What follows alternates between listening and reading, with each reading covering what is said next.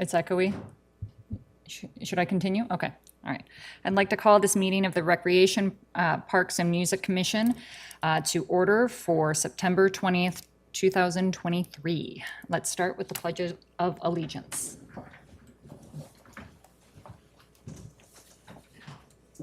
I pledge allegiance to the flag of the United States of America and to the republic for which it stands, one nation, under God, indivisible, with liberty and justice for all.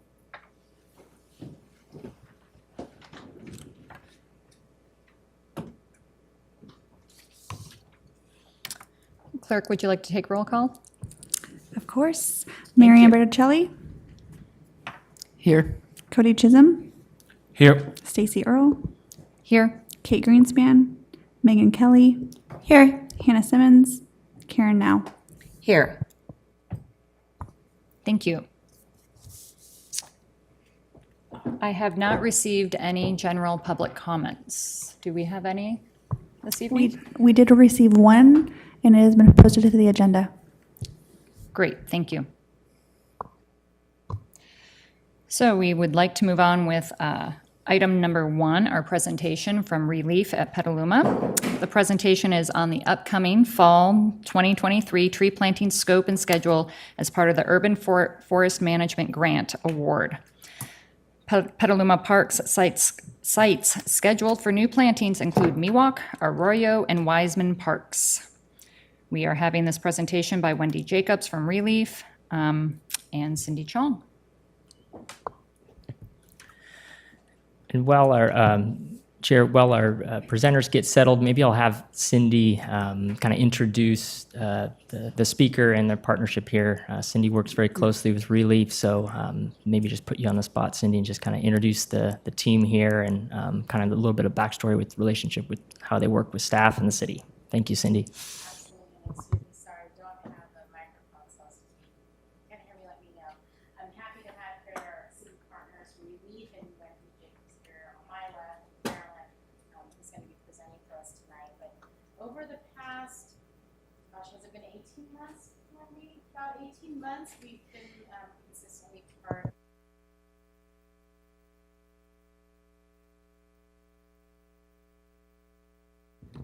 Urban Forestry Management Grant that was provided to us by CAL FIRE. And as part of that grant, we have to plant about 75 trees, about 75 to 80 trees. So this is that plan that they're bringing forward.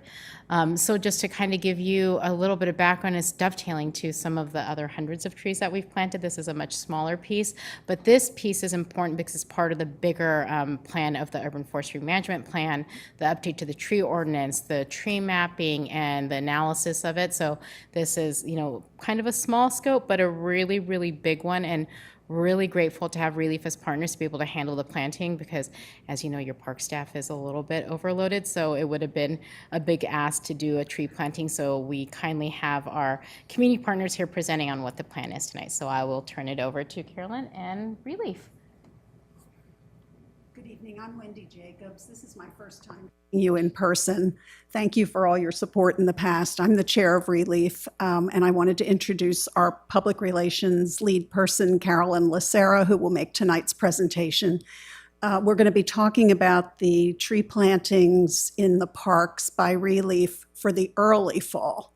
We hope to be back to you in a month or so to talk about the later fall. But for tonight, Carolyn will lead it off with her slide deck presentation. Thanks. Hi, again, I'm Carolyn Lacera. I'm really pleased to be here. When I moved to Petaluma, I knew Petaluma was a special place. And 25 years later, I'm really proud to be living in a city where you're all working together to solve the major issue of our time, which is climate change. So working together with the city and Relief and all of our partners, we're taking action to address the climate crisis. According to Eleni Maravelli, the Global Heat Officer to the United Nations, she said the strongest weapon that we have for lowering temperatures are trees. And the best thing we can do for the cities are green corridors that connect existing green areas. We have to lead with trees to begin with and then use technology and materials to figure out other ways of cooling spaces. could you please move the, oh, thanks. So Relief is, mission is to plant native trees, and that's because they're best adapted to our area and they support biodiversity. According to Douglas Talamay, the professor of entomology at University of Delaware, he especially marks oaks as being important. We need to include oaks in our landscape because they are the best tree genus in North America for supporting the food web that supports birds, insects that they eat, and thousands of other species. They also capture more carbon than any other trees and hold more rainwater on our properties than any other plants. So working together, as Wendy has said, we have planted 748 trees, which will provide temperature-reducing shade, sink carbon, protect water quality, filter pollutants, and create habitat for native wildlife. With the city, we've secured to date over $1.4 million in grants to support the planting of trees. This includes the CAL FIRE UFMG money in that number. We have dedicated 5,668 hours of time from Relief volunteers and the Petaluma community members to plant and care for the trees. And we've employed 10 teen Tree Corps interns for 8 days of learning urban tree forestry. So here are the parks that we will be planting in.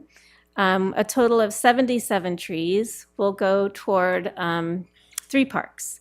Arroyo Park will receive 28 trees, Wiseman Park, 20 trees, and Miwok Park, 29 trees.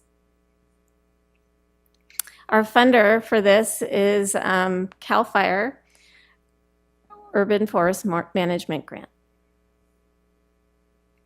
Our partners that we work with are Rebuilding Together Petaluma, Petaluma People Services, and of course you all, the City of Petaluma. So these are the native tree species and quantities that we will be planting. There's a total of 77 trees. There'll be 15 red alder, 5 white alder, 7 California buckeye, 10 cottonwood, 13 valley oaks, 10 coast and interior live oaks, 10 Oregon ash, and 7 western sycamore. Here's the budget for our expenses.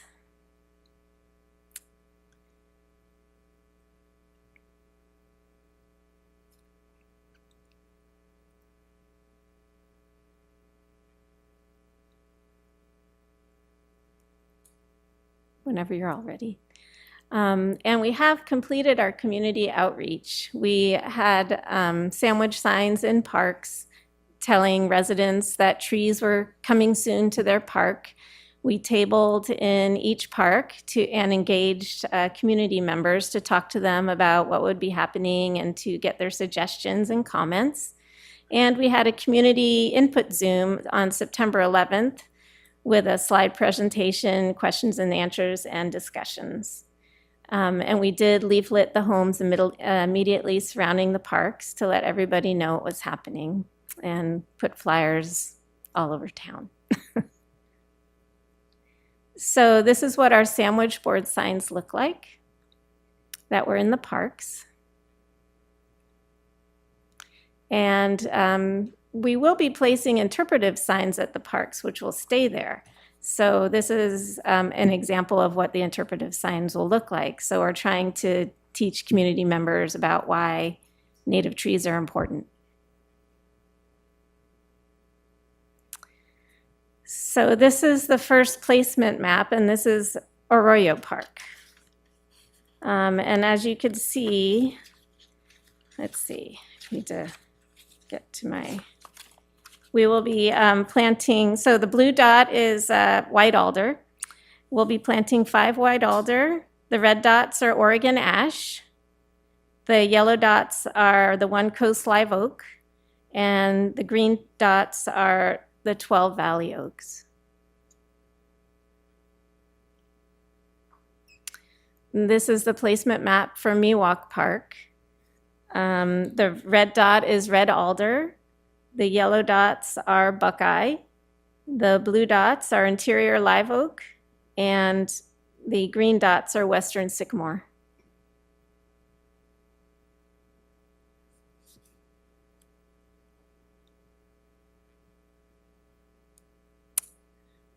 These are the replacement trees that we're planting in Weisman Park. There'll be red alder, 6 red alder, 2 coast live oak, 10 cottonwood, 1 valley oak, and 1 western sycamore.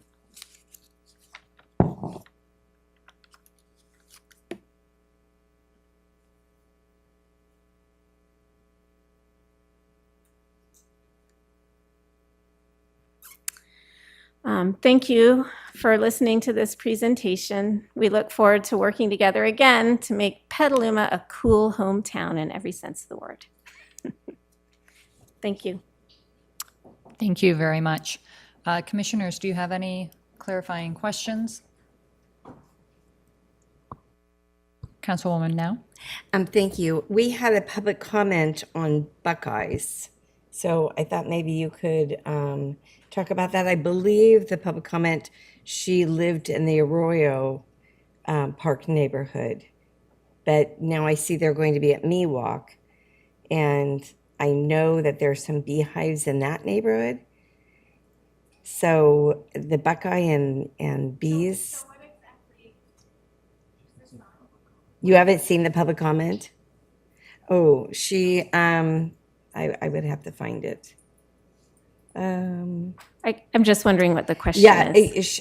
we just received it today. Oh, She was concerned that the Buckeyes were toxic to bees and also to people and animals. Thank you. 'Cause I'm like trying to find it. Yeah, she said she wants the removal of the California Buckeye from the plan.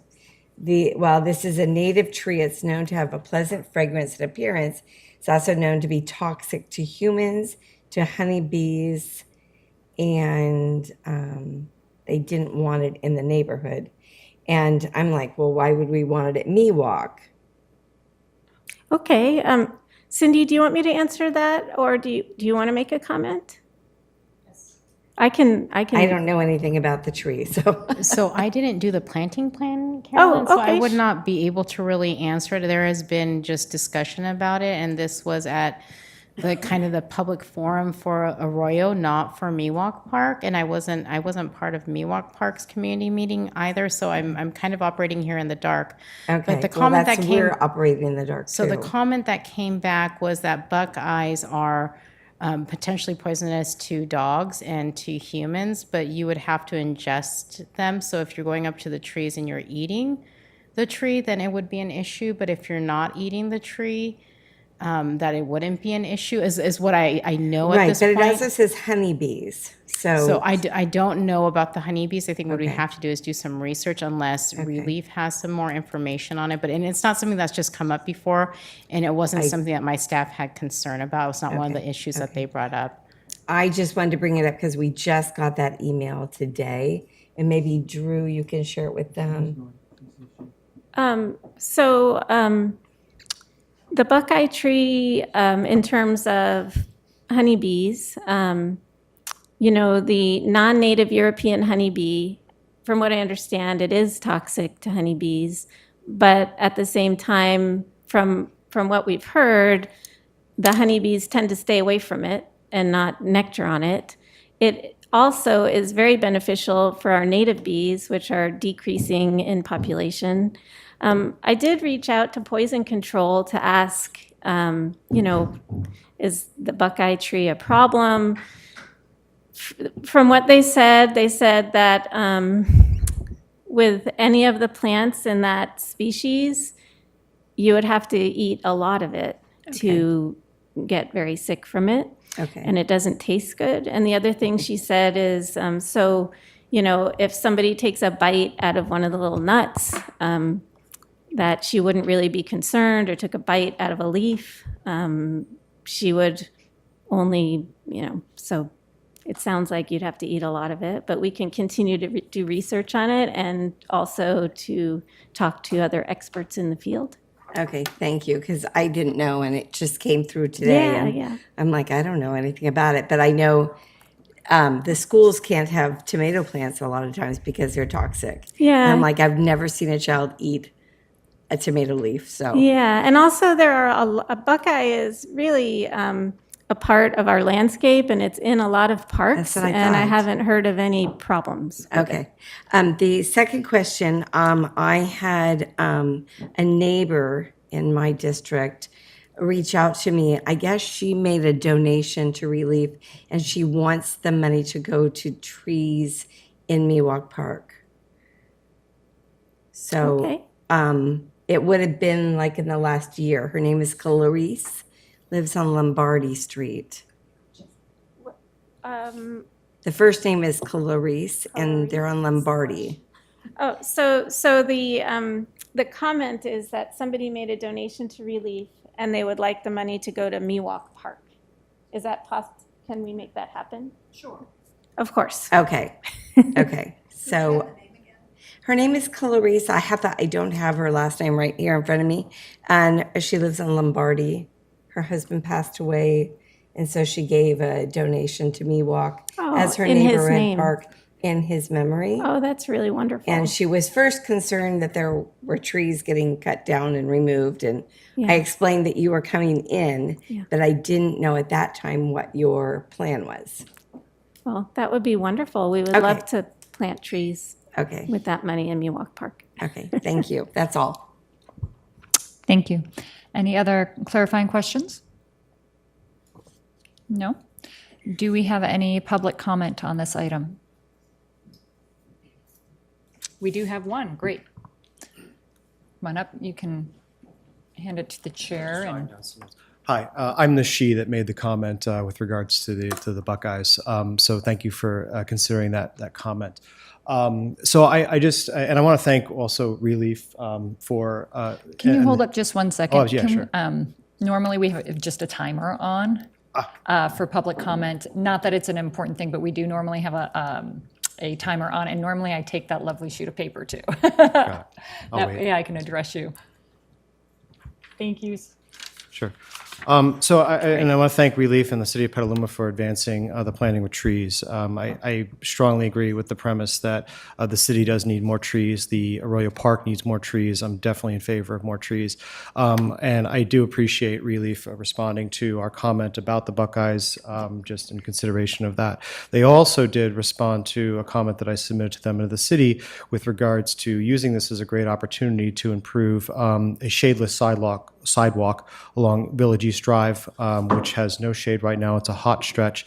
And so planting trees across that next to Village East Drive and along Garfield will improve that. So I'm very, very grateful to Relief in the city for responding to my comments. I did have an additional request, and I did want to ask about it and sort of forward it, is the planting of big leaf maples, which is a large, magnificent tree that provides great fall color, grows fast, and expands and provides a great canopy for once it's reached maturity, which it does so very quickly. So I would like to request if that tree could also be included in the plan. The cottonwoods, that there was a stretch in this plan that in the earlier version that had sort of shorter trees in there, and they replaced that with cottonwoods, and that's an improvement, absolutely. So I want to thank everyone for considering that comment, but I'm curious as to whether it's possible to incorporate big leaf maples also into this plan. Thank you. Thank you, Elliot. Do we have any other public comment? No? Do we have any comments from commissioners?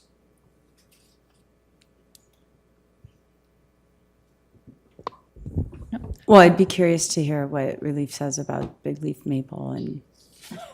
I'll go ahead and step in and Thank answer you. that Perfect. question. So Elliot, thank you so much for your comments as in our community meeting. We're not looking at planting them only because we planted a host of them at Wiseman, and due to the reclaimed water, there's issues where we lost all of them, and we're replanting them. That's part of this plan. So unfortunately, as per the requirements of the grant too, if we lose the trees, we do have to pay to replace them. So we're choosing to move forward with species that we know will prosper in the space, as opposed to ones we know we've lost completely. And Wiseman's so close that we feel that in that vicinity that it would have the same issues.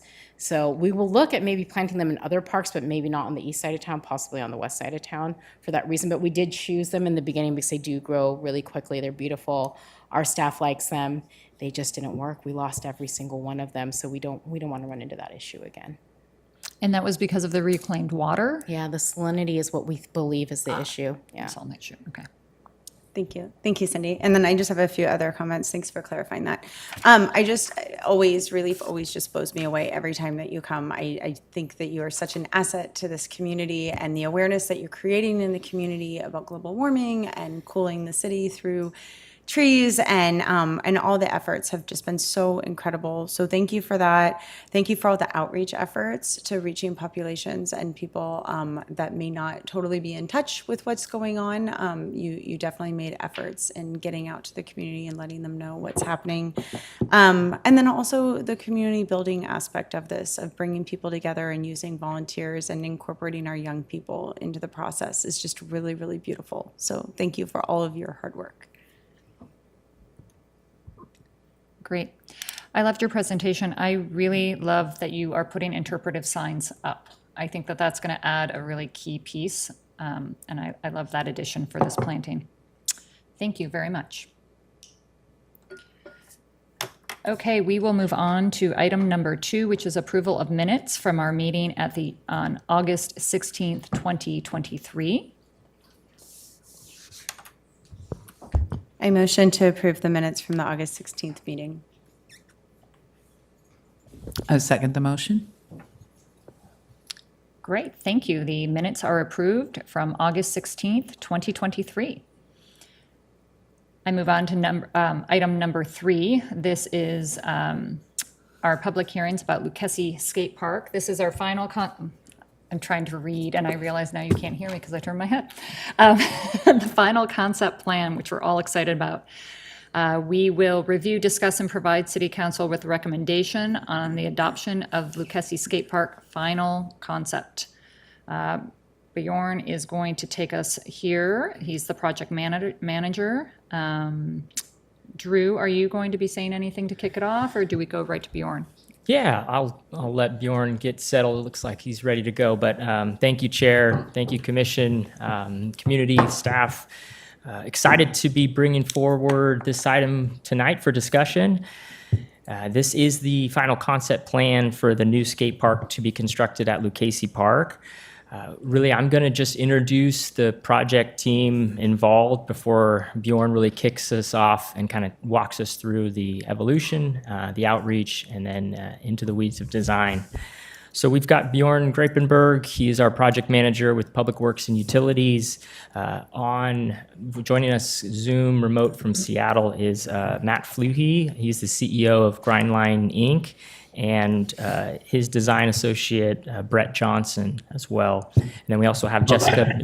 I actually got Kyle Little, our skate park procurement specialist, with me tonight. They've got so many specialists, we just can't keep track. He just So cycles them in, but just as special. So thank you for that, Matt, in the public record. And we've got Jessica Medina with our communications, who's back joining us. So I do want to call to attention before Bjorn starts us off. We are seeking a recommendation tonight after the discussion, and that recommendation will be included in the staff report as well as kind of highlighted for the public here and community at the end of the presentation. And what we're looking for is a recommendation to submit the final concept design to City Council, and that's really kind of what we're looking for. Feedback, input on design, as always, but just want to let everybody know at the end of this, we are seeking that recommendation tonight to move this forward to City Council. So with that, I will give it back to Bjorn to walk us through this. Thank you. Thank you, Drew. Good evening, commissioners and members of the public. Good to see you all again. So really quickly, our agenda for this presentation, just a really, really brief recap of everything we've done to date, including our robust community engagement process for this project. And then we'll really the meat of this presentation will be focused on Matt walking everyone through the latest concept plan. It's actually the third concept plan that he's developed following a few rounds of community feedback. And then we'll revisit the recommendation that Drew just alluded to, talk about possible next steps, and then take questions and comments.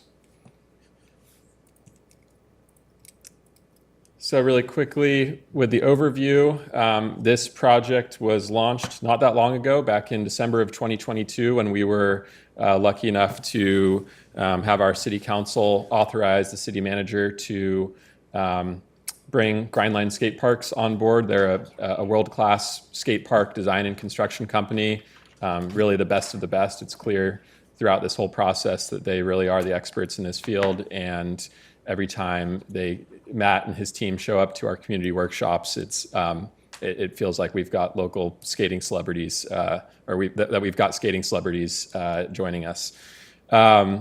Our goal for the project was pretty open-ended. We wanted to create a vision for skating in Petaluma. We know that there are issues with the skate park, with the existing skate park. It was built in 1997. It's one of the oldest now in the state, and to say the least, it's a bit dated, and it lacks some of the amenities that we'd want to see at our parks.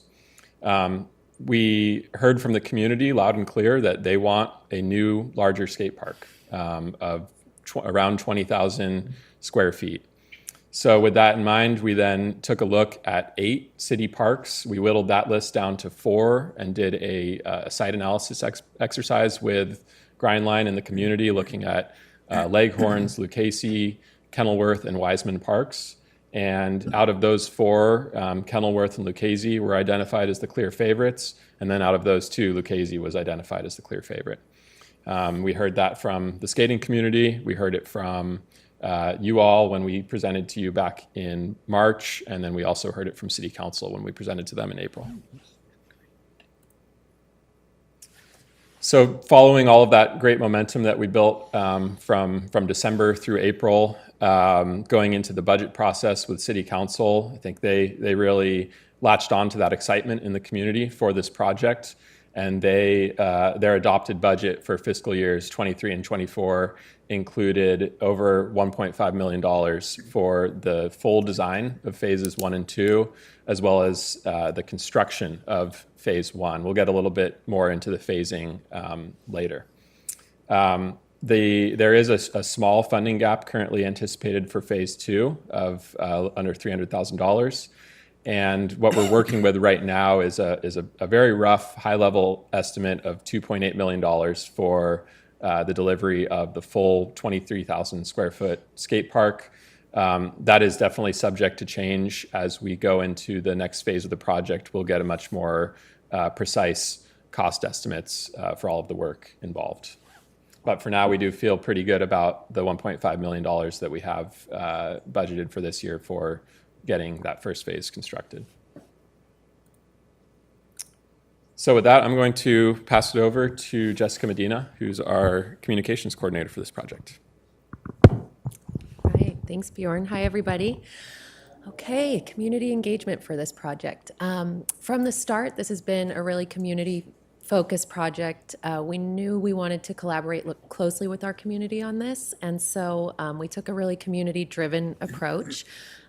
We got great engagement both in person and online, and we're just very grateful to our community for the way they showed up and engaged with us and shared their perspective and their ideas and everything. It's been a really fun process for us to collaborate in that way.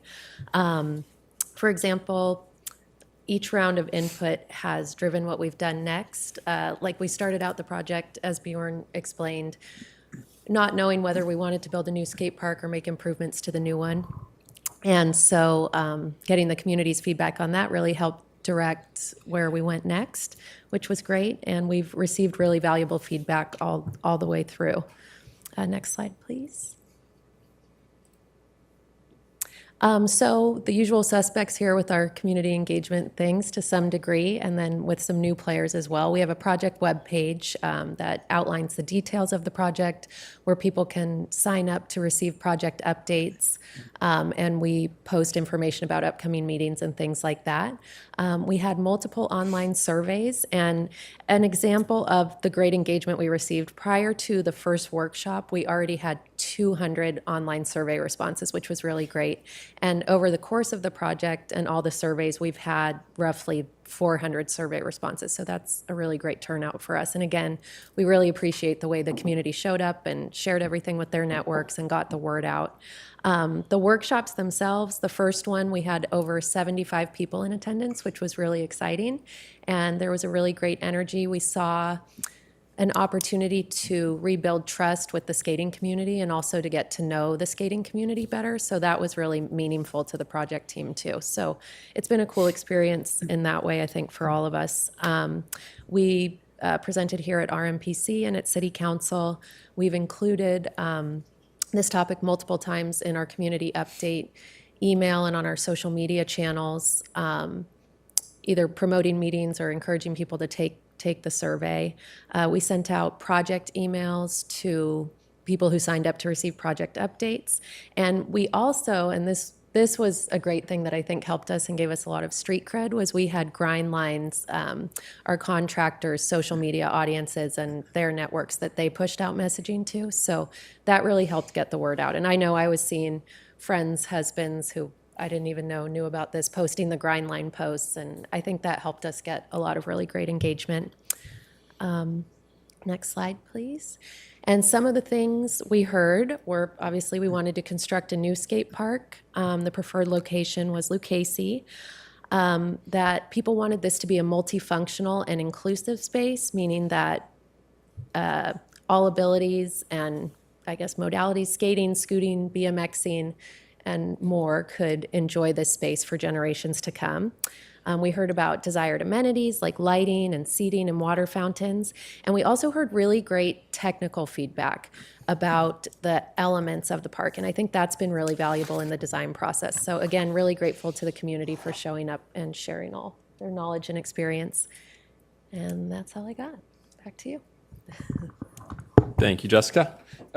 So before we pass it over to Matt, just quickly kind of get your frame of reference here. So again, we're talking about the unprogrammed, sort of passive part of Lucchese Park bounded by the soccer field, Little League Diamond, tennis courts, and Boys and Girls Clubs. I guess that would be the, northeast corner of the park. And what we heard last time we came and visited you, and this was really some of the basis for Grindline's concept plan as they were figuring out the optimal footprint for the skate park within this much larger area, was to preserve and incorporate existing trees where possible. So that's something that they kind of planned around. They had mapped out all of the mature trees in this area and the berms and looked at trying to figure out the best way to preserve those trees and also kind of incorporate them to the edges of the park so that people can enjoy shade from the trees or even maybe sit up on the berms while they're taking breaks from skating. And then when we went to council, so originally we had actually had a much smaller first phase based on we had a lot less available funding. We were anticipating I think about $500,000 for design and construction. And council, when we went to present to them in April and they heard all the excitement for this project, they kind of challenged us. They said, let's try to get a bigger first phase. Let's get something that would stand up on its own if phase 2 isn't constructed for a while, something that people will really enjoy skating, and acknowledge that 3,000 feet is really too small. So we got that direction from them, and with that in mind, Grindline started designing the park with a 2-phase project, the first being about 10 to 13,000 square feet, and then the second phase being the remaining square footage to fill out that 23,000 square feet that we envisioned.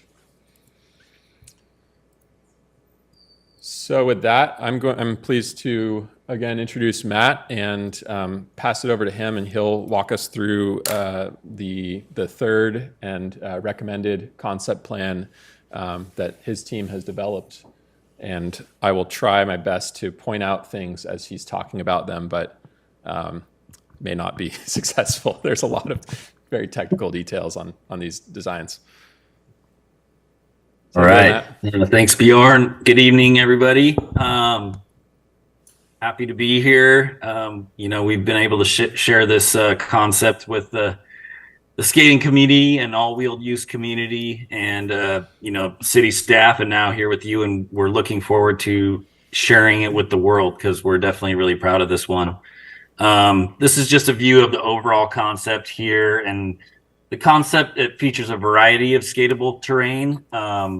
There's several street style, what we call street style features. And those are features that kind of emulate what you'll see out in the urban environment, like what you might see in a downtown plaza, sets of stairs, railings, seat walls, which we call ledges, as well as transitional features. And those include the bowls, which are kind of the, swimming pools or basins that you see here, the different banks and ramps and things like that.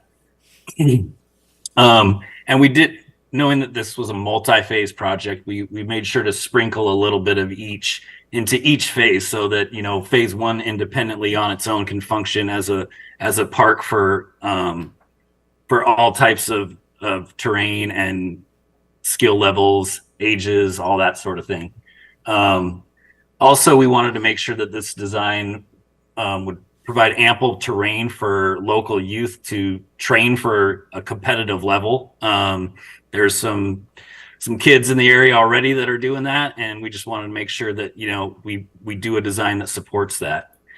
Bjorn, if you want to go ahead and cruise through, we'll just look at a couple different overview angles of the park.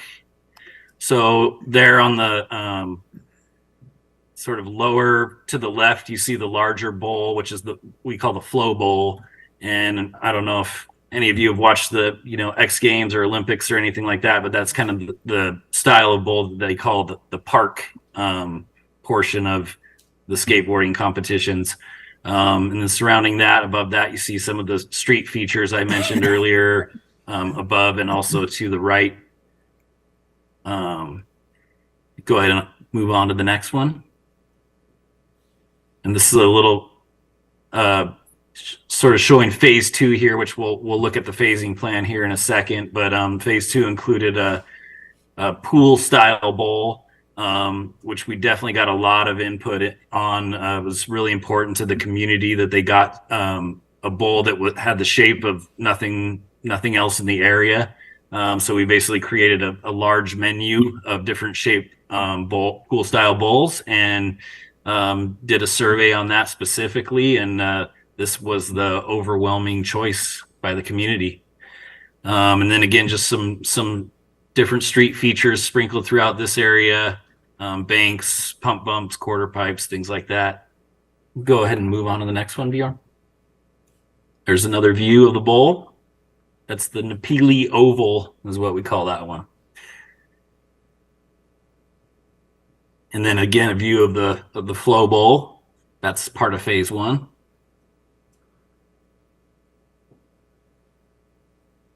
And then just, plan view showing the different phases here. Again, phase one being about 13,000 square feet and phase two being 10. And this is just this was a graphic, created more for the community input meeting so we could kind of list out all the features that were in the design. And I'm not going to go through every single one of them tonight, but as you can see, we feel like this was a nice, cohesive design that flows really well, but includes numerous different skate features for the end users.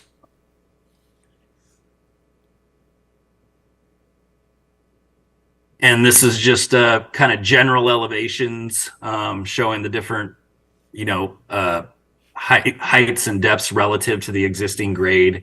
0 would be basically at existing grade in the area. And then going upwards of and some of the ends and whatnot, 6 feet or so.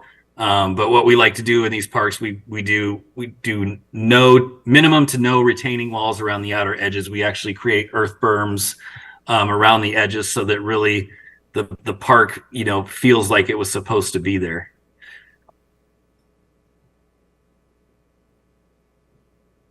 And then just couple more views of the different street features. You see the kind of handrails and stair sets and ledges.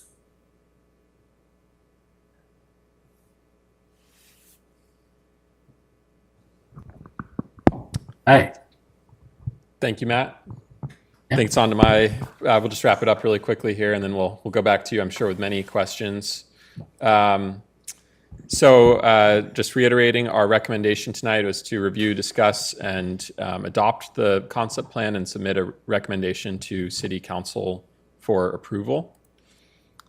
Next steps would be seeking council approval of the concept plan, tentatively scheduled for their October 16th council meeting, and then initiate detailed design. So taking this concept plan now and getting into the weeds of actually designing it all out. And that's obviously it's a very complex project, and so there'll be a lot of work involved in that.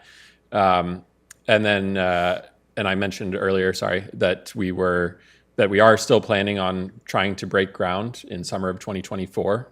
We're keeping up with a pretty ambitious timeline here, but it's one that we think we can accomplish.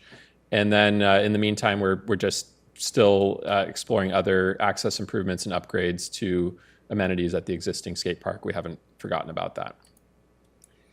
So our timeline here, let's see, I pretty much just said all of this. So it's just reiterating, our goal would be to finalize that detailed design and invite bids for construction of phase 1 next spring, roll into construction of phase 1 summer and fall of 2024.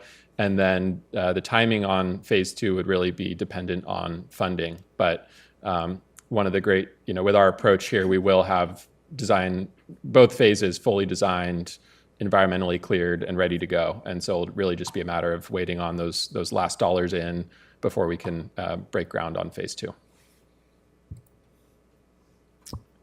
So with that, I think we're ready to pass it off to Commissioner questions, unless Drew or Jessica, anyone have anything to add? Good. All right. Great. Thank you.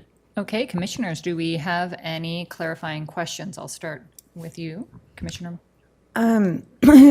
So thank you. Frequently, this is a question for the city, not guideline as much, because I understand that you're doing the design of the actual skate park, but the physical park, but we frequently build playgrounds and we don't include seating, tables, shade, and whatnot into the budget. And then it's like a scramble after, or it doesn't happen, or it's, we're only using this money for the physical side of the playground. And we've heard that that's been a big concern at our current skate park for a long time. And when I look at the design there, I think I saw 3 benches. And I'm wondering, I'm trying to picture it in Lucchese where it is, if there's tables nearby as well. Are those trees big enough for a little shade to sit under? Anything around that you can clarify? Thank you. Yeah, great question. I did actually mean to mention that. So with the concept plan, Grindline really did not spend much time and attention on the actual amenities of the site. So for example, you're not seeing any lighting. They do show a couple of seating areas, but those, really their focus was on the skating elements. That being said, in the next phase of design, we would focus in on the placement and types of amenities. We heard very clearly from the community that they want lighting, they want shade, they want seating areas, they want water fountains, and those are all really important to this project.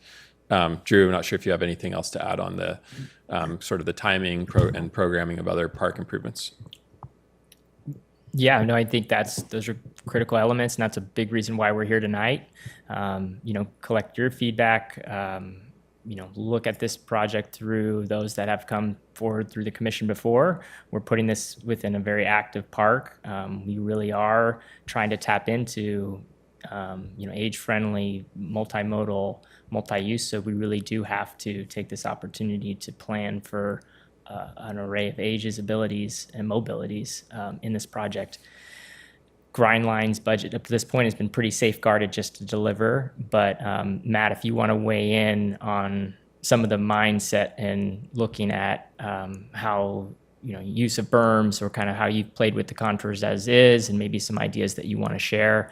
But that's definitely feedback that we're looking for tonight. Yeah, absolutely. Yeah, during the community input process, conceptual design, the main focus was on being able to finalize a skate park concept and the footprint itself. And like Drew said, part of the site opportunities that kind of led us to that shape is there's a nice natural berm along the north edge there, separating the soccer fields with fairly mature trees as well, providing natural shade. So you've got that option, but definitely as we get into final design, we'll be incorporating amenities as requested into the peripheral design and deciding the best, most accessible connection points to the park. Seating, potential, shade structure options or anything like that. So in terms of the budget that was proposed there, are the amenities included in the budget? Because I've just seen this happen before where it's not included in the budget, right? So I just want to make sure that that's all inclusive and we're not scrambling for money after the fact. Yes, the Yes. budget does allow for some amenities, seating and some maybe smaller potential shade structures. And then I think anything beyond that, as far as restroom or anything like that, would need to be looked at in a different budget. Sure. And there's Correct me if I'm wrong, restrooms Bjorn. there. Yeah. Perfect. Thank you. Thank you so much. And thank you for having the foresight to think of those things as well within the budget. So thank you. And I'm going to move on to other commissioners, but this is directly related. Lighting is part of that? I had heard you say the lighting. Okay, bring it on. That's something we have. We've talked about a little bit with Matt, whether it would be feasible to accomplish lighting within phase one, or maybe in phase one, we lay the conduit and get it prepped for installation of full lighting in phase two. I think that's one of the key items we need to focus on as we get further into the design process and start figuring out how much money would be needed for the lighting specifically. Yeah. Does that help, Megan? Great. Okay. Commissioner Verticelli. Well, coming from the maintenance background, I have a couple maintenance-related questions. One, is money being put into rerouting and relocating the irrigation all around this area so that it will function properly after the skate park is built? Cindy, do you have is there irrigation in this area that? Yeah, this area is irrigated and it's irrigated by the lake currently, so it would have to be something that's considered. And as part of phase two, I don't think it was included in the concept plan. Correct me if I'm wrong, Bjorn.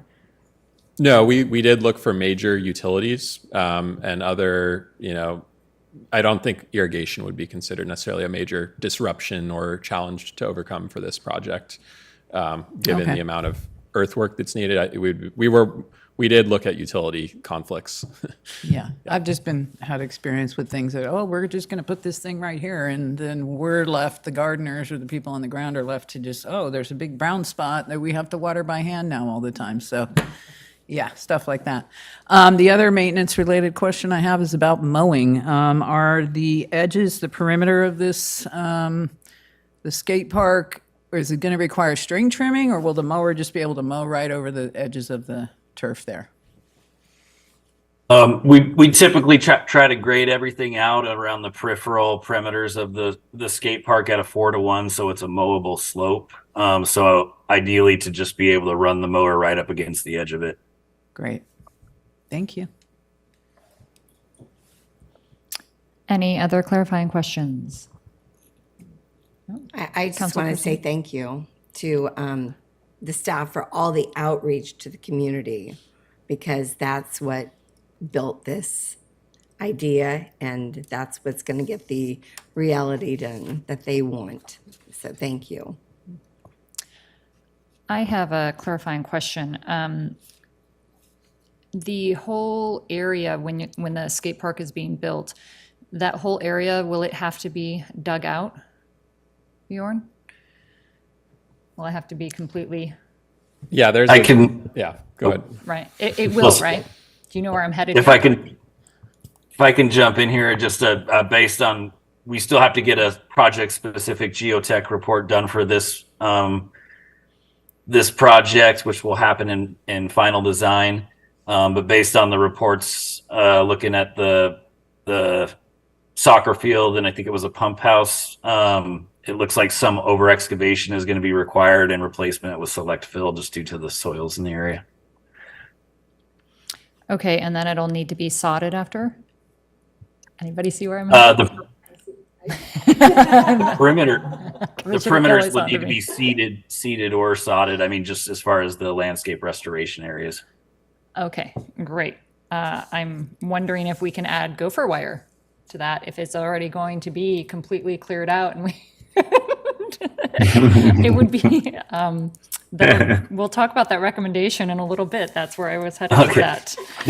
The clearings would sort of follow the perimeter of the skate park, but offset. It depends on what the geotech report recommends, but probably 5 feet or so. So, but that little 5-foot strip around the edge could certainly be gopher proof.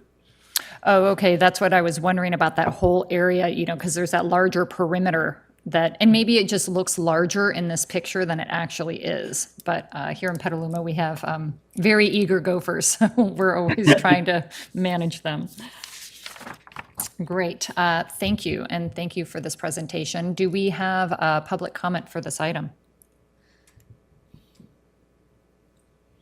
We do not have any public comment for this item. I didn't see any online either. So let's go to commissioner comments. I'll start. Commissioner Kelly. I just, again, want to say thank you. This project has been energizing. I've been at a few of the meetings, and it's been really powerful to bring the community together. I think this is amazing. I think it's going to add an amazing aspect to Petaluma and bring in people, but also fill a void that's here already for our multi-ages. So I'm in full support of this project. Great, thank you. Commissioner Berticelli? Yes, I think the design is amazing. I think it's going to be a world-class skate facility and something that Petaluma can be very proud of. So it's exciting.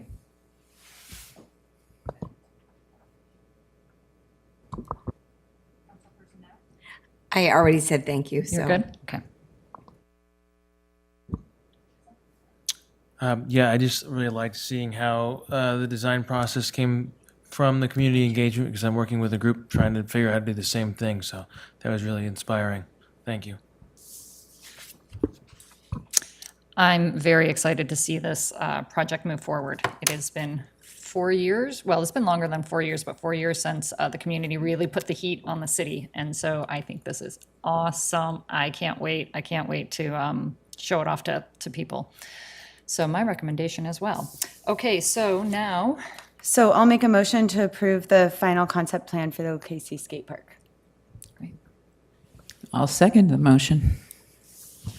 great. Shall we take a, clerk, can we take a call on this, a vote?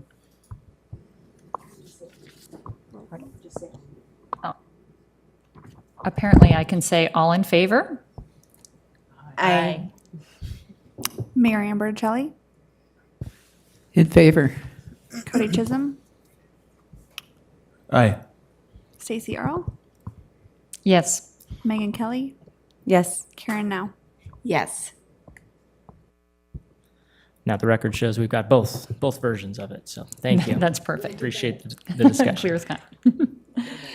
Great. Thank you for this presentation. Thank you for all of your hard work on this project. I know our community is really excited.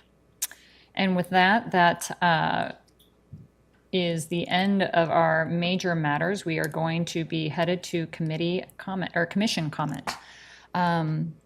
Councilperson Kelly, please start us off. Okay, you did say councilperson. I'm definitely not a councilperson. No, thank you. Commissioner. I just want to highlight the circus being in town. I know that that's not a city program, but it was a great use of the fairgrounds, and I'm really glad that we had it. I went twice, and it's just fun, and it's great for the kids and the adults in the community. I can't remember how long ago it was that we made the agreement, the city made the agreement with, for the polyclass building to come to what it is today. But I remember taking that tour and having the long talks about it. And it was actually my first time last week going into the building since everything's been done. And it really has turned into what this commission, what the city envisioned it to be. It's a community building or community generating building. And I just felt so good to be in there and be around hear different things happening and see how it looks. So I'm really proud of that.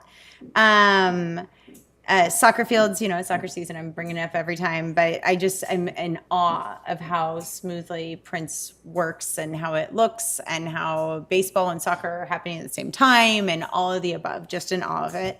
At the museum, we did open the 150th year anniversary for Petaluma High. So please come visit that. That's really awesome. I know that there's some special things happening. I think the freshmen at Petaluma High are interviewing alumni, and there's some little treats happening around that in the community. So that's really exciting.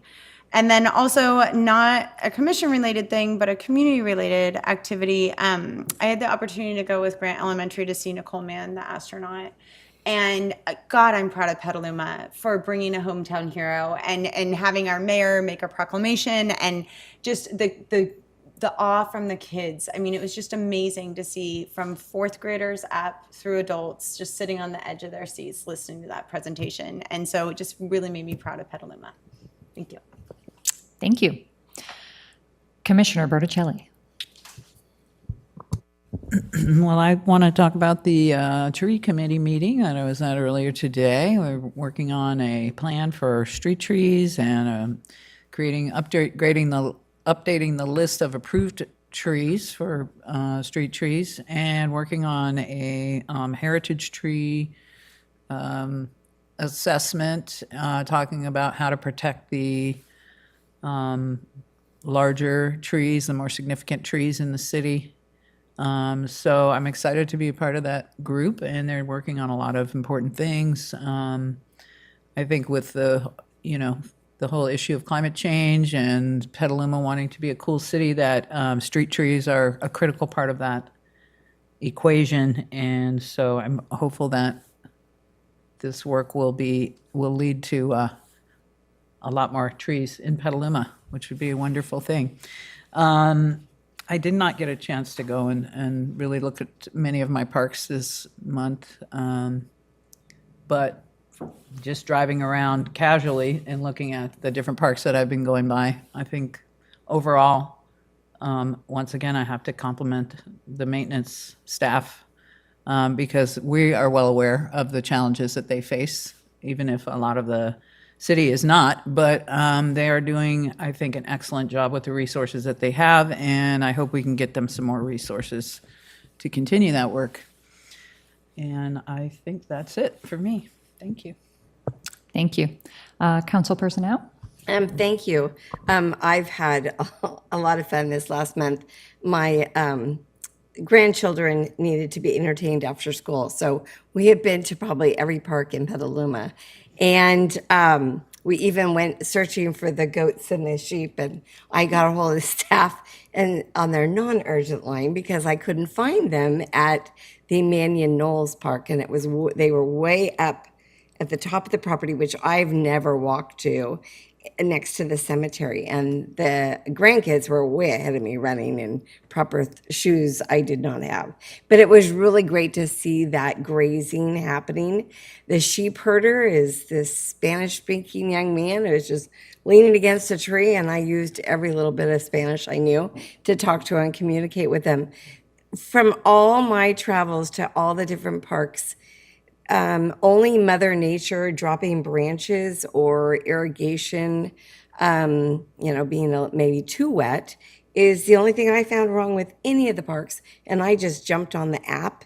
And one day I even found the Dibble landscaping people. I said, can you grab that branch? Because that child is playing with it. And I just told him a maintenance guy would pick it up because it was like 10 feet long and it had just fallen and they were going to poke each other with it. And anyway, good news. I had a call from somebody in the Southgate neighborhood who is putting together the Friends of Southgate Park. And they're not being reactive to anything, their LADs or their park. They're being proactive and they want to help make it a better park. And they're already involved in relief. And I met with them and I took pictures, sent it to Drew of things that might be problematic. There was a water faucet leaking. The water department came out and fixed. They possibly want some more lighting. Maybe the lamppost doesn't illuminate enough. But anyway, they're a very nice group and they're being proactive. They want to help and they want to come up with solutions, maybe a pollinator garden instead of an edible garden in those empty big troughs that have irrigation, but it's recycled water. So edible landscaping isn't maybe the solution, but maybe a pollinator type garden that maybe the Bounty or one of those groups would like to help with. So thank you so much for working so hard, staff. And I hope I didn't ask for too many things to be repaired, but it looked like an easy fix picking up branches. So, and the parks look great. The zip line is a big hit. If we ever get to do another park, put in the zip line because those kids love that. Thank you. Thank you. Commissioner Chisholm. Thank you. First, I want to thank Mr. Halter because I did my rounds of the parks and sent a long email with any issue I saw at each one, and he very efficiently responded and is taking care of all of those. So I think that's working out. It should. Thank you. Also, just want to put out for anyone listening, for the steamer landing park specifically, I know there's been a lot of issues revolving around the parking lot, the public parking lot, and a lot of bad stories in the newspaper about things that have happened. But if you are looking to access Steamer Landing Park or the Petaluma River Park, those issues are an exception. They don't happen all the time. And if you're feeling nervous about going out there, start by going in a group. I know the River Park leads groups as well to get people out to show them that it isn't as scary as it looks in the beginning. It's a bottleneck that can be intimidating, but it's not as bad, especially if you go in a group. Give it a try, and you'll probably be surprised. And on a phone note, Saturday I'll be headed to Japan, and I'm dedicating some time to looking at parks in Tokyo and Kyoto and seeing if I can come back with some new insight. Thanks. That sounds fun. You want to add something, Councilperson Now? I just wanted to mention that Monday night we approved unanimously the Steamer Park new subdivision that's going in called Oyster Cove. So it will have a lot of public money going into landscaping and helping improve the lighting and everything in this. There'll be a lot of construction in the next couple of years in that area, and a beautiful community that's going to be built called Oyster Cove right off of D Street. So there'll be a lot of amenities. And I can add to that, I think that'll also include a new easement, so a different way in and different parking as well to access both parks out there. And one more fun thing, this coming Saturday, I believe, the first Saturday of October, it'll be a big public party for anyone who wants to come out to the Petaluma River Park past the Red Barn. We will be unveiling the sculpture that's being put in, a world-famous Mark de Suvero sculpture, about 45 feet tall. So that'll be a really cool thing on the first Saturday of October. Great, thank you. I love that park, by the way. I meet my girlfriends there, and we have dinner on the river. We just bring it. It's great. My parks have looked really great. I definitely saw one tree limb down at Cherry Park and the kids were climbing, and I can't lie, I was like, go get them. There's grass, it's great. And I did not get to attend PBAC because my whole entire family, we were sick, so I don't have any updates from them this month. Do we have some staff comments from either Cindy or Drew? We do. Go ahead, Cindy. Absolutely. Your park staff is always busy. I think you guys know that. This month has been particularly challenging. Our larger mowers were down, so we were on our smaller mowers. To give you an idea, to support the tournament last weekend, what would normally take one person one day, it took 5 people and 5 mowers. So yes, I don't know how they do it sometimes, but it's a lot of teamwork. They're a great team. They try really hard, so thank you for your appreciation. I sent your comments back last time, and they were very grateful. And they're like, really? I go, yeah. Like, your commissioners think you are amazing, so they really appreciate that. Outside of that, it's been a lot. The NorCal Gopher guy has been out there. We've caught a few. I won't give you numbers. But if you walk McNair, you probably will notice a considerable difference. He's been out in Wiseman, Prince Park, Eagle Park. He should be finishing up Del Oro. And we'll expand that program because it's been pretty successful. And part of maintenance is part of doing that, right, to make sure our turf is better. So we are working on that too. Outside of that, yesterday night we had our kickoff meeting for the Urban Forestry Management Plan. For the visioning process. So we'll start writing that plan with our arborist consultant, Ben Anderson, which dovetails with the tree ordinance update. So those are 2 really big things, but 2 really, really positive things. You will most likely see Relief come back to you because I got news that they are awarded more funding to plant more trees this fall. So, that's kind of a big one, but, just to maybe give, Wendy's not here, but to give you kind of an idea of things, Fox Hollow, Turnbridge along the pathway, La Tricera, those are 3 of the parks that are on the list for that. Outside of that, you may have heard, Wind, and there has not been a public notice yet, but your chair at Tree Committee went ahead and shared, so I'll share it here. The city was awarded a pretty substantial grant from the U.S. Forestry Service, and we did go for $1.9 million. We did not get $1.9 million. We were awarded $1 million. So we have not had a chance yet to meet internally, talk about what that project looks like, what we might have to scale back, but that's huge news. So on the tree front, you are moving forward fairly rapidly. So there will be change. Sometimes it feels like it's not coming as quickly as we would like, but it's getting there. A lot of change is going to happen, especially, I would say, like in the next 6 to 8 months, with the Urban Forestry Management Plan, which is a 30 to 40-year plan, right? And then on top of that, the ordinance kind of update. Those are 2 really huge things, but you're also just going to see a lot more trees and a lot more stuff around trees. So we're busy. Relief is in there with us, so we really appreciate it. My comments. All right. Thank you, Cindy. The highlight, going to go through a few events of late. Our annual Movies in the Park series continued with Top Gun Maverick last Friday at Lucchese Park. It was well attended. And then our final movie night for the year will take place Friday, October 20th. And this will be a throwback to the 1991 version of The Addams Family. And yes, Halloween costumes are encouraged. So help us spread the word. That's going to be a fun event. Softball, the adult softball slow pitch program kicked off at Prince Park. We've got 25 teams registered for the fall, spread across a few divisions, including our co-recreation leagues. So this will be a kind of a condensed 7-week, pretty intensive season, followed by playoffs in November, really trying to wrap things up before hopefully another wet winter sets in. In addition, we are in the middle of hosting our annual slow pitch softball tournaments. We typically do that end of August through kind of September on several weekends.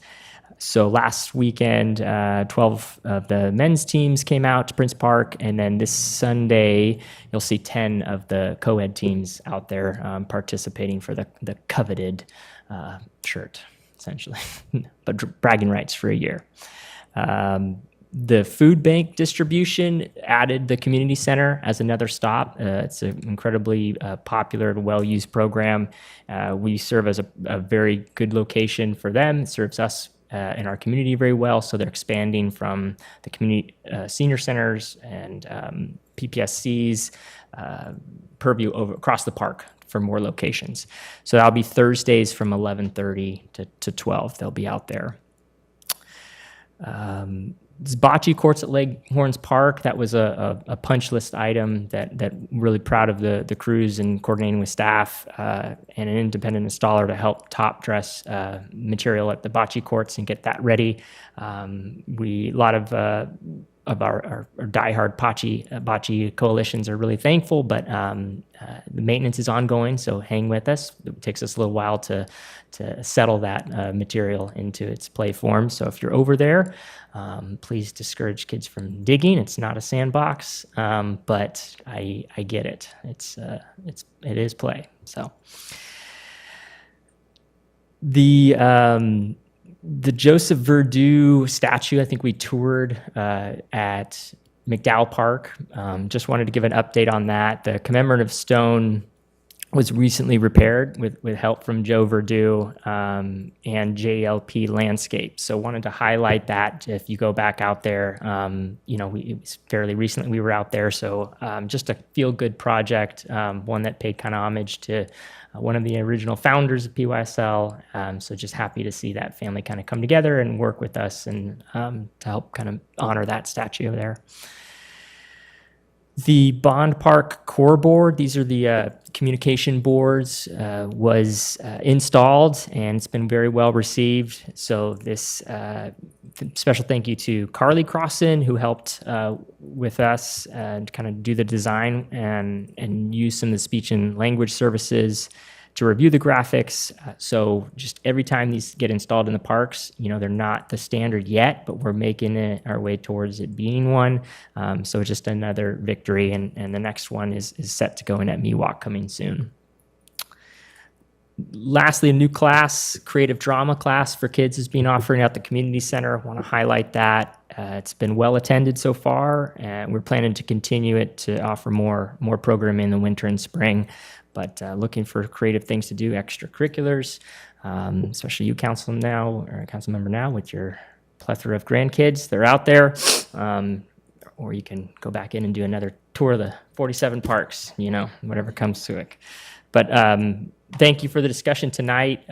Thanks for hanging with us. The skate park design and relief, both really good items, and really appreciate a lot of good input have gotten us to this point. So really appreciate the discussion. And when we have the council date confirmed, we'll send this out, and we really need your help spreading the word when it gets to council on at least the skate park item. And then relief, I think they'll be back here fairly shortly because we've got another few good items to come. So thank you. Yep. You didn't mention, last Monday, we talked about the pipeline that's going to go through Schulenberger, and it's going to give the Parks Department a little chunk of change.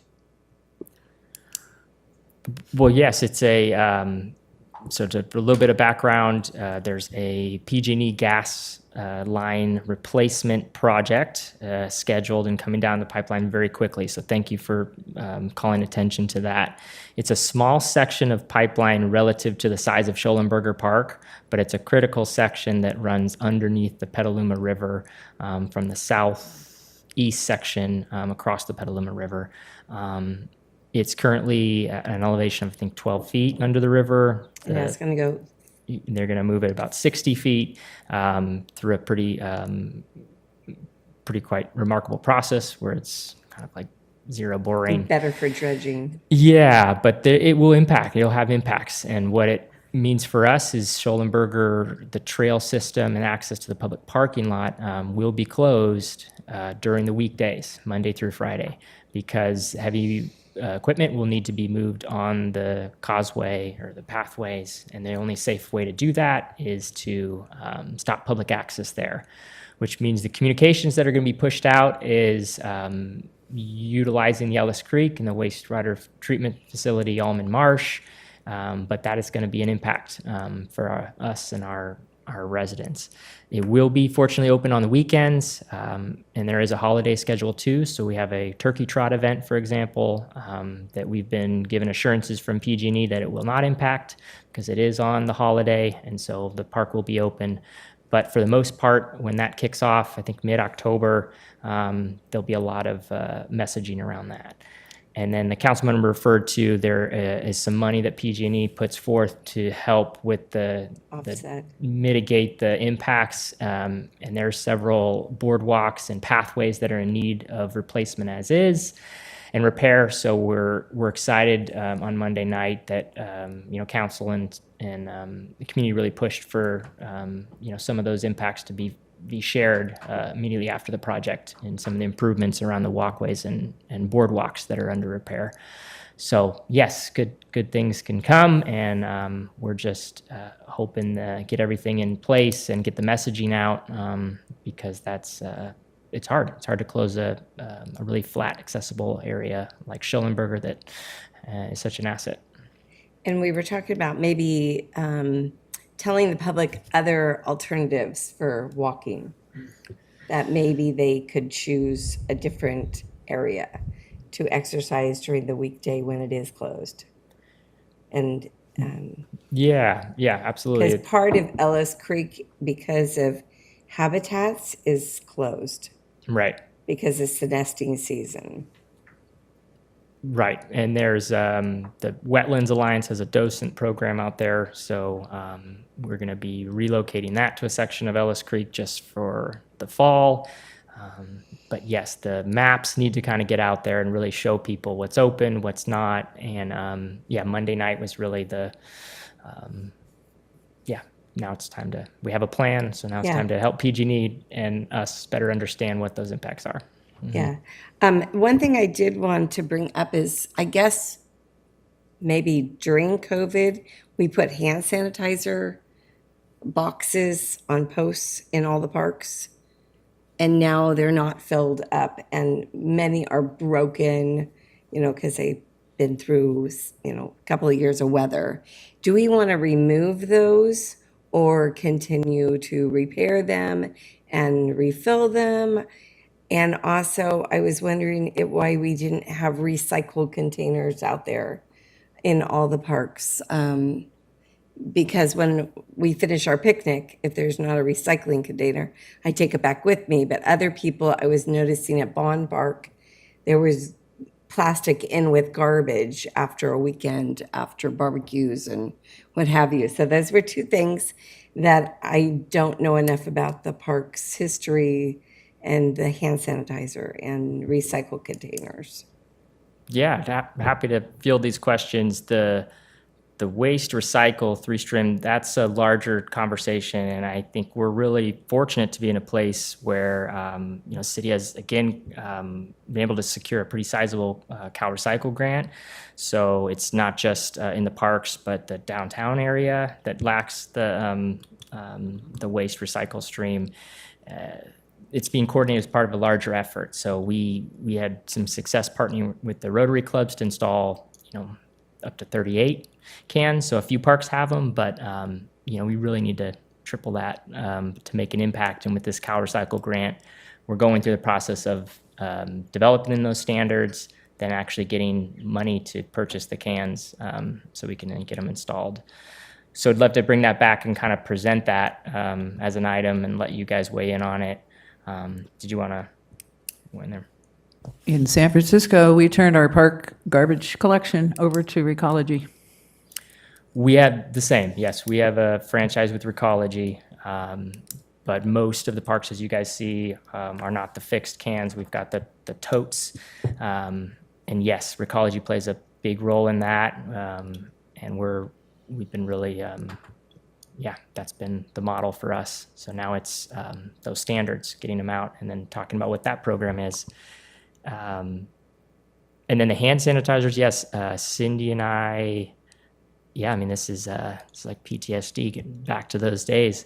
But I think it behooves us to go back to the crews, talk about kind of the feedback we've received. We don't necessarily immediately replace, but if they're low on sanitizer or hand sanitizer, we will refill them. But if they're damaged, we're not, and we didn't intend to do the replacement. We really put them out and installed them to get people out and feel more comfortable in their park spaces. That was the original intent, and it was also part of a commitment on one of the 27 iterations of the health and safety codes put out by the county. So for all those reasons, it was good practice. I'm encouraged to keep them out there, but if they are damaged beyond a replacement, we need to revisit when we replace versus money we can put in other areas of the playground. Do you want us to tell you when we go to a park if it's empty, if it's broken? Yeah. What would you like to report back, or would you like us to use the app? Because You can- Wiseman was in good shape, but there was nothing in there. You can Not just, Wiseman. you can just use the app or send an email to Drew or I. Yeah, And one of okay. the things is that those units were actually metal and they were kind of in ground. So if they're really damaged to the point where we have to Well, it's replace them. the hand sanitizer part is plastic. Yeah, so that bottle gets replaced is what I'm saying. So if the post that it actually goes in and Yeah, gets the locked into, posts if are that's still there. damaged, then somebody's really trying really hard. So Yeah, no, the we won't posts are there. It's just that where you push Yeah. down, and at Wiseman it's disintegrated, probably from lots of use. Where Mannion doesn't get as much use, so the container's there, but it was empty. Yeah, just send us a So, message or use the app. Either okay. one's fine. As grandma, I still bring it with me. So